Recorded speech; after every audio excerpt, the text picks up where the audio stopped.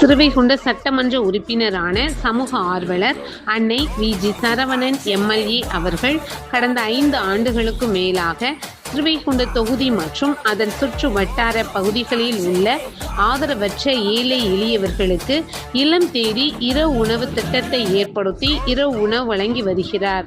இந்நிலையில் தமிழக வெற்றி கழகத்தின் ஐம்பெரும் கொள்கை தலைவர்களுள் ஒருவரான சமூக ஆர்வலர் அஞ்சலையம்மாளை கொள்கை தலைவராக அறிவித்ததன் ஏற்பால் தமிழக வெற்றி கழகத்துடன் இணைந்து தமிழகத்தின் நிரந்தர முதல்வர் திரு சி. ஜோசப் விஜய் அவர்களின் ஆசையுடன் கழக பொதுச் செயலாளர் அண்ணன் புசி என். ஆனந்த் அவர்களின் வழிகாட்டுதலின்படியும் மதிய உணவு மற்றும் இரவு உணவு திட்டத்தை ஏற்படுத்தி உணவு வழங்கி வருகிறார்.